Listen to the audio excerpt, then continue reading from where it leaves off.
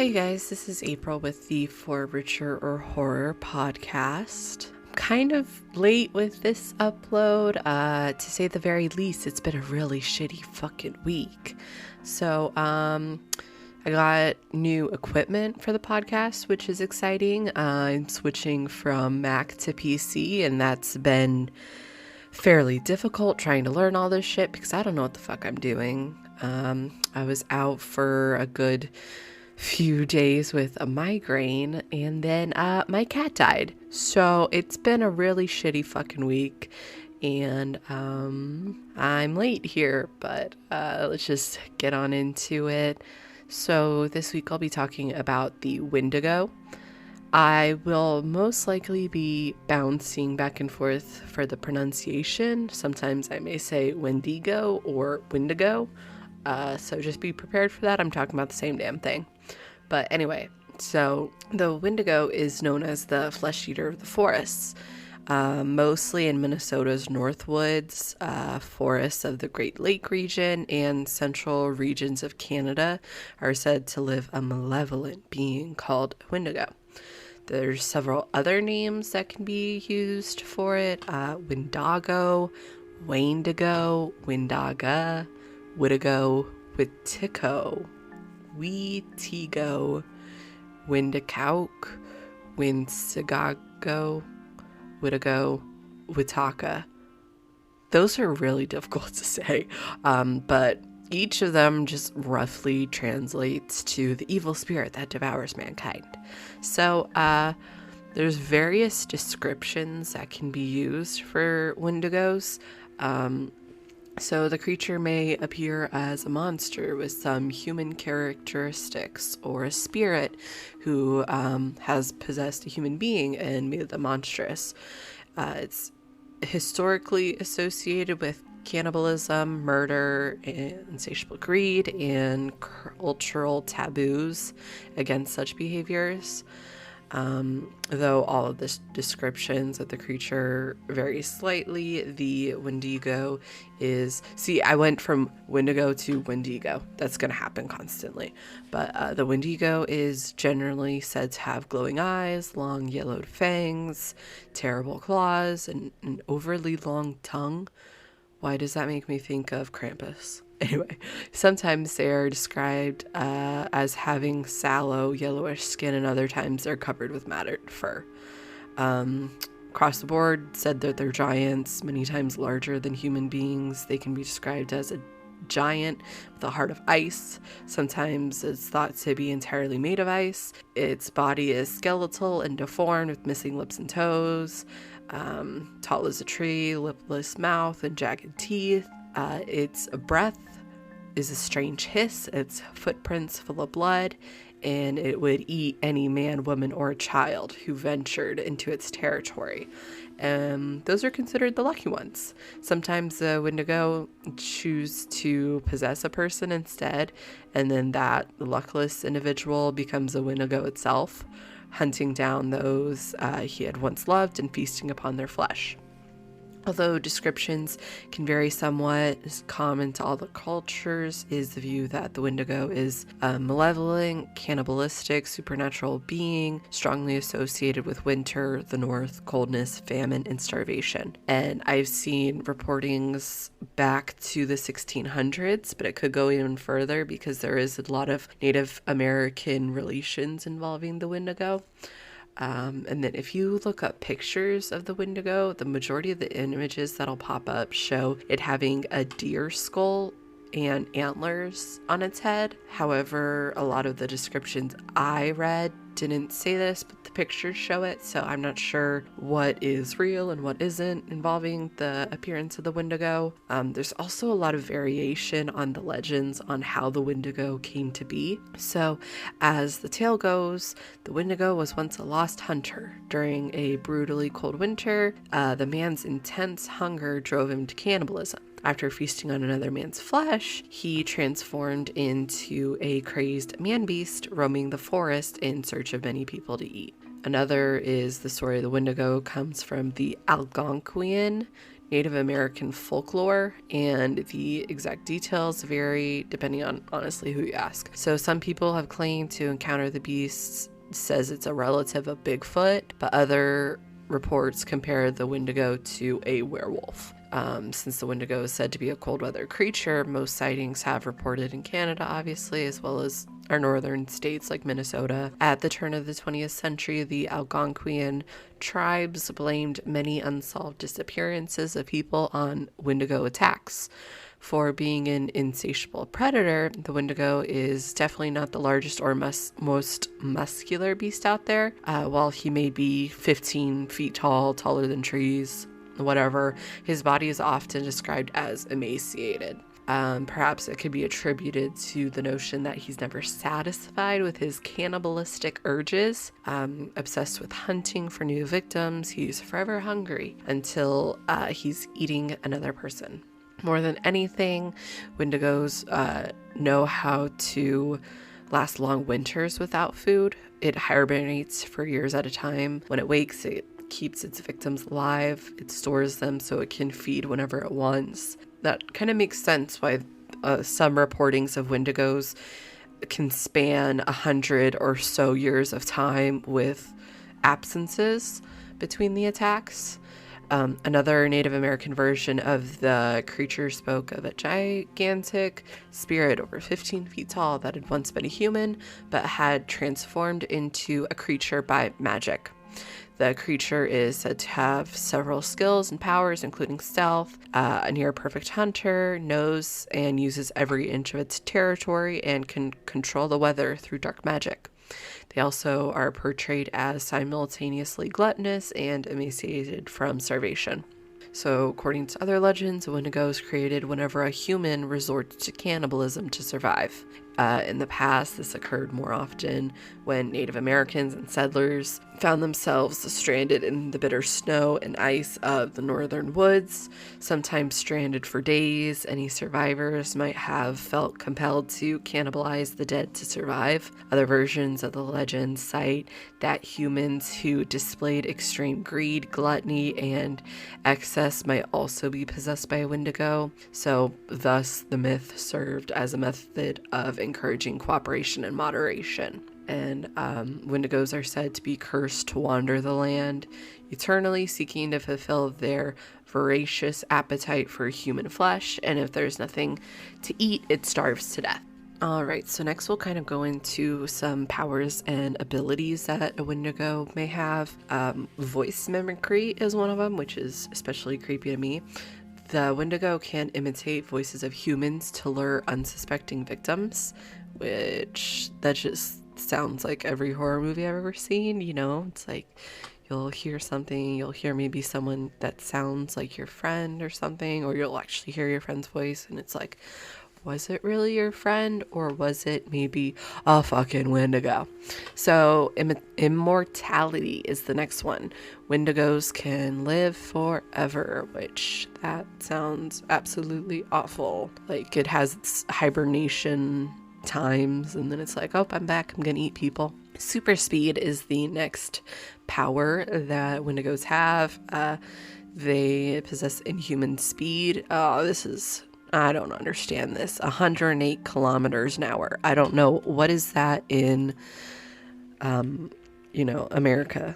What is kilometers per hour to miles per hour? Shit. That's only 67 miles per hour. I thought they were real fast. That was going to be so fast. Okay, well, still, it can be on the highway safely. You know, they're going the speed limit.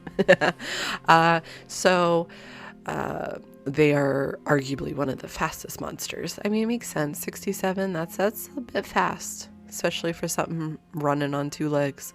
So superhuman strength is the next one. Wendigos are incredibly strong, even by other monster standards, other cryptid standards. I like saying cryptid better because I feel like it's more appropriate. They can tear humans limb from limb, snap necks, and carry two people at once, and even drag them up a tree with ease. And the next one is superhuman agility. Wendigos can jump from tree to tree without being deterred by the foliage. They are invulnerable. That's great. It just makes me not want to go to Minnesota. I mean, I didn't have a lot of reason to go to Minnesota before, but now I especially don't. They are invulnerable to normal knives and guns, albeit they are irritated by them. So if you want to piss off an indigo, really, if you want to I can't speak. If you want to piss off a Windigo, stab it and shoot it. It's going to piss it off and it's going to want to eat you even more. They have their claws, giant claws for hunting and attacking. They have super senses, enhanced senses, making them the perfect hunters. They can see perfectly in the darkness and have similarly enhanced hearing. So if you're stepping on a branch, they fucking hear that 2 miles away or 2 kilometers away, because this is apparently in metric, right? We're on the imperial system, or is that, I don't know. I think that might be a dig. Like an insult, like the imperial system, whatever. I take it as a compliment because I'm a Star Wars fan. Okay, thank you. They have super stamina. Wendigos possess stamina superior to that of humans and tire less easily. And hibernation, as I've already said. So they can hibernate for many years at a time, but one Windigo reported in Colorado used to attack Blackwater Ridge every 23 years. Does that mean Jeepers Creepers was a Windigo? Because wasn't it like every 15 years he'd reappear on April? I don't know. I think it was like April something. It might just because my name's April and I'm thinking a month, me. Anyway. Okay. So weaknesses. Let's talk about those. Because, if you're come face to face with a Windigo, you kind of want to know how to kill it. So fire is one of 2 only known ways to kill a Windigo. Gotta burn them to death. They are so sensitive to heat, they will shun potential prey that they find sitting before an open flame. So have your bonfire, have your campfire, you'll be safe. Great, good to know. Perfect. The next weakness is Anasazi symbols. There are special Anasazi symbols drawn in protective circles. They'll keep a Windigo away. Same way that salt works with demons and ghosts, I guess. So I wonder in the SpongeBob episode at the campfire if they were drawing the circles around them, if it was the Anasazi symbol and it wasn't actually a bear, but it was a Windigo. I mean, SpongeBob's teaching me a lot. That's what I'm learning. They know. Iron is a good weapon against Wendigos, apparently. They can only succumb to a few metals, one of which is iron, another is steel, and silver. So if you got some iron, steel, or silver jewelry when you encounter Windigo, use that to your defense. And then similarly, silver stakes, silver axes, may as well have a weapon made out of that. Gonna be expensive though, but you can combat a Windigo with that. And then other demons, if you got a demon in your pocket, unleash it, let it take out the Windigo for you. So now we're going to move on to something else that's sort of related to Windigos, but not entirely. I just found it really interesting. I do have a psych degree, so I found it weird that there is a psychological disorder called Wendigo Psychosis. And obviously it takes the name of Windigo, but it kind of also follows the lore a little bit. So the legend lends its name to the disputed modern medical term Wendigo Psychosis. Some psychiatrists consider it a syndrome that creates an intense craving for human flesh and a fear of becoming accountable. Ironically, the psychosis occurs within people living around the Great Lakes of Canada and the United States. Wendigo psychosis usually develops in the winter in individuals who are isolated by heavy snow for long periods of time, and the initial symptoms are poor appetite, nausea, vomiting. Subsequently, the individual develops a delusion of being transformed into a Wendigo monster. People who have Wendigo psychosis increasingly see others around them being edible. At the same time, they have an exaggerated fear of becoming cannibals, which, yeah, that's ironic. The most common response when a person shows signs of Wendigo psychosis was a curing attempt by traditional native healers. So in past cases, if the attempts failed and the possessed person began to threaten those around them or to act violently or antisocial, they were executed. They just killed you. It's like, oh, you're dead. There have been reports regarding the psychosis dating back hundreds of years. As a person who is antisocial, that is terrifying. I'm glad I live in this time and not back then, because damn, I would have been dead. They would have killed. You're antisocial? Dead. Okay, great. So modern day interpretation of Wendigos can kind of be found in some movies that are out. However, they're not blockbusters by any means. There was a 2001 American independent psychological horror film called Windigo. Not one I would ever recommend to anyone. Maybe my worst enemy. I'd be like, hey, watch this movie. The trailer, I couldn't even barely get through it. It was so fucking bad. And it really didn't follow any of the lore. So, like, it didn't even look like a Wendigo. They had, like, a bear in dad jeans and sneakers and a button-up shirt, and it's like, yeah, that's a Wendigo. Like, no, the fuck it's not. It's so stupid. But there was a short film in 2019, and a movie called The Retreat in 2020. They do appear to be of better quality and more aligned with the Wendigo's appearance. However, I didn't watch them. I don't know. I feel like it just like, I don't know, doing all the research I did and then like trying to do this, like, I don't think that would like work too well because I'd pulled too much from the movies. But I mean, if you're interested in Wendigos, maybe watch the short film from 2019 called Windigo, or the movie from 2020 called The Retreat. A lot of horror movies these days aren't the greatest, so maybe you'll find a diamond in the rough. Though today, rather than movies about Wendigos, I see more stories. I see creepypastas. I see Reddit threads about them. There's so many Reddit subreddit pages with people posting nearly every day of sightings of Wendigos. So that's going to lead me into a little story that I'm going to be telling you all. It's a creepypasta written by Blonde Lion Ezel. So I was about 10 when my grandfather told me this story. He always knew what it was, but never knew what it truly was. The word ringed in his head like a bell, and it still lingers to this day. Wendigo. It started when my grandfather went to a camp to learn about the ancient traditions of the Native Americans, specifically the Algonquian peoples. They were the most widespread of all Native peoples. So, do you know the Wendigo? Thomas, a friend of my grandfather's, asked his cabin mates. No, what is it? My grandfather asked Thomas nervously. He had heard the name before, but he didn't know much about that word. The Wendigo is a demonic creature that loves human flesh. It has the chest of a man, long arms and legs like a spider used to rip you limb from limb. It has the head of a deer wasted by a dumb man. Mike, another cabin mate of my grandfather, answered in a spooky way. What did he do to the man? My grandfather asked, this time more nervously. My grandfather used to be quite cowardly and fearful when he was younger. The Wendigo ate him, Mike answered. It's just a stupid story, Maria, Mike's twin sister replied in a serious tone. Maria was the one who always thought rationally and reassured my grandfather. Later that night, it was dead quiet. Not even the smallest bug was moving.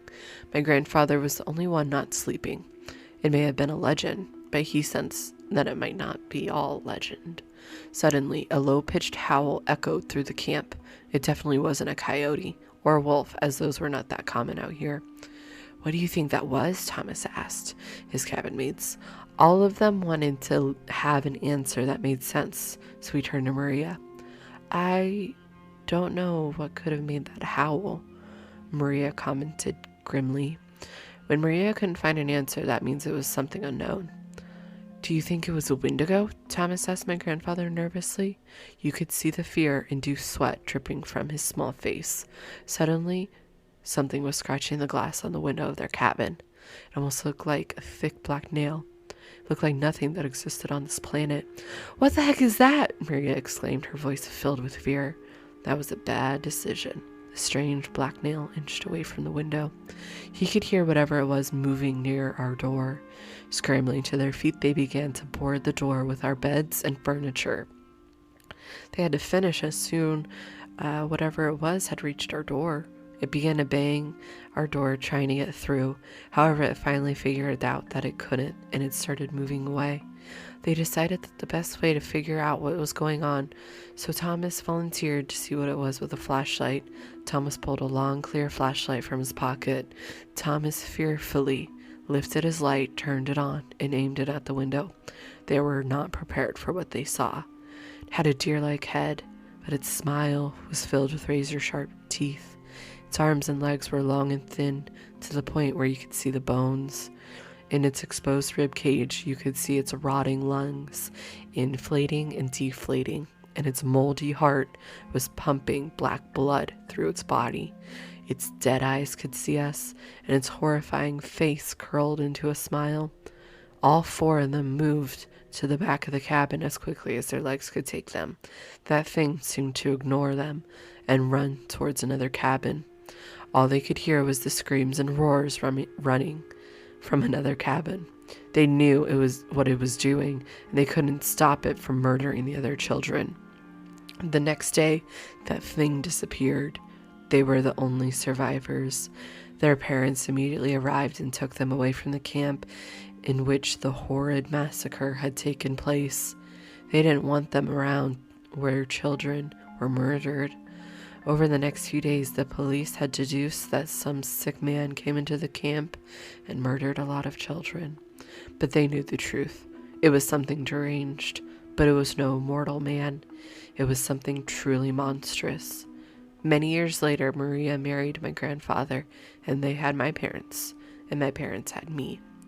No one believed my grandpa's story, and he was laughed at for telling it. I am the only one who will still believe his story. So one day my grandpa went camping by himself and never came back. His body was found by a couple hiking in the woods. His body was ripped to shreds. The police deduced that some sick man or a rabid animal did this to him, but I know the truth. It wasn't a mortal man or a beast, but the deranged Windigo itself. That was kind of creepy. What do you guys think? That was from a creepypasta page I found. I found another story that I was thinking about reading from Reddit, but it wasn't really certain if it was a Wendigo that was seen or a skinwalker, which I feel like it's kind of easy to tell the difference between the two, especially because they were saying it was like a coyote, and it's like, okay, that more aligns with what a skinwalker would look like rather than what a Windigo. Despite all the various descriptions, it's not a four-legged animal, like he's on two legs. So I didn't want to read that one just because it didn't really follow along with what Wendigos were. The only thing was it was in Minnesota where Wendigos are found versus like my area in Arizona or New Mexico where Navajo Nation is, where skinwalkers are predominantly found. But yeah, I thought this story was pretty interesting. They described what the Windigo looked like. And it wasn't like 19 minutes long. I don't know how I would do with a 19-minute story. I do plan eventually to read creepypastas, but I feel like I kind of need to prepare a little more for those. But anyway, I hope you guys liked this episode about Wendigos. I hope you learned something. If you have any experiences or anything to add, feel free. This was kind of a shorter episode, which is kind of disappointing because I try to make them 40 minutes because I don't really find watching anything short to really be worth it. So I'm working on doing that, but since it's just me, sometimes I get bored with myself. Anywho, I should be uploading normally again. You may even get a bonus episode because my birthday's next week. Maybe you'll get a birthday episode from me. But anyway, if you guys liked this episode and you want to listen to more, feel free to follow or subscribe. Alrighty, well, thank you. Bye.